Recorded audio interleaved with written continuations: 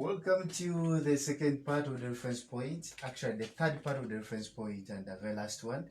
In the series, I have Dr. Henry Savidi here, and we are looking at a very dangerous disease called rabies.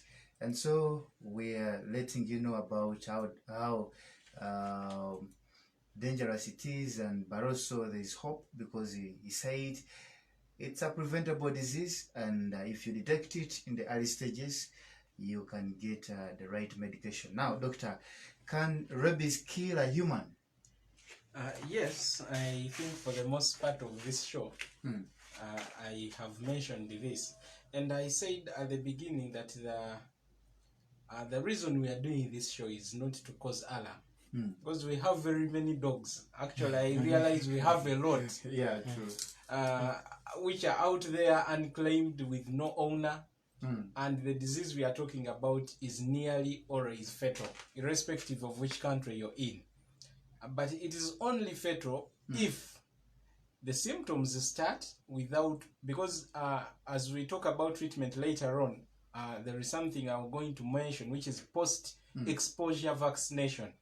After being exposed, you can be vaccinated. Okay. If I get bitten today by a dog, I am vaccinated, I'll be safe.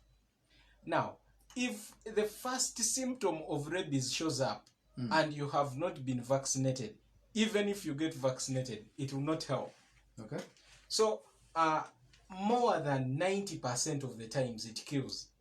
One time, this was a statistic from a consultant who said there was only one reported case of survival of rabies worldwide.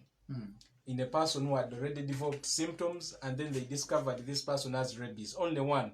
But it was discovered this person maybe was exposed to bats, where probably the infective dose was not high enough. But also, sometimes it can depend on where you were bitten.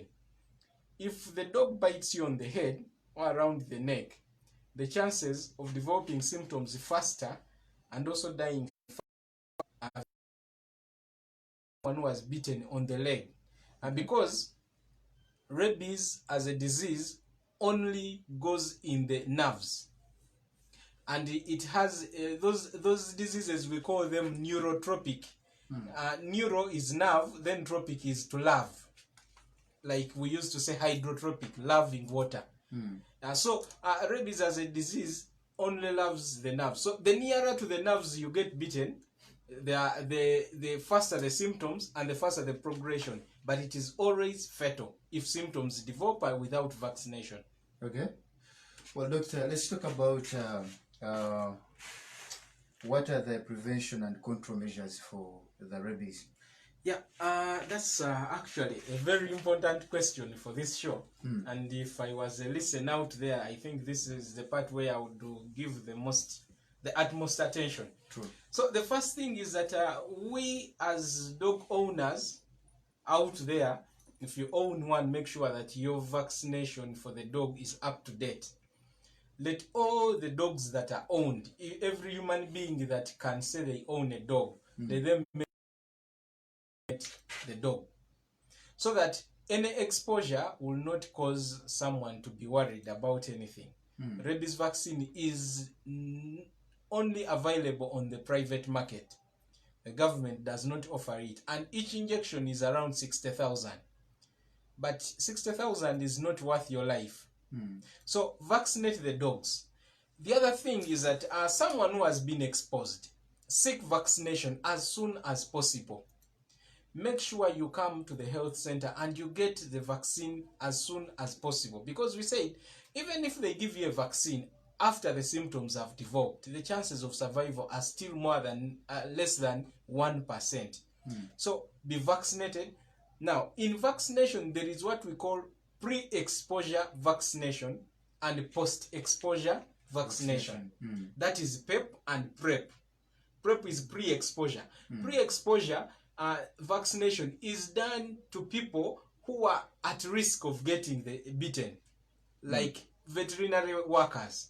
If you're a vet doctor, you must be vaccinated against rabies.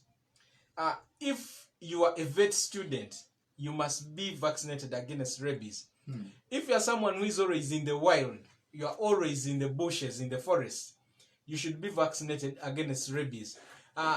Also, these archaeologists who are always digging up in caves, they are always in caves because there are bats in there. Exactly. It is recommended that you get vaccinated. Okay.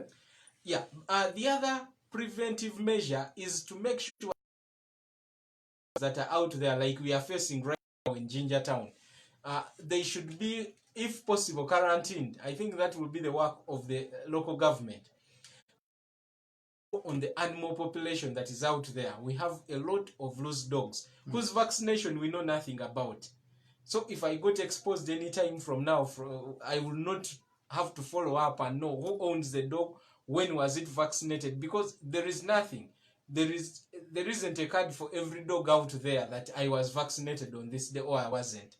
So quarantining all these dogs or trying to remove them from the general population will do so much to help that we do not get these diseases within us. Okay.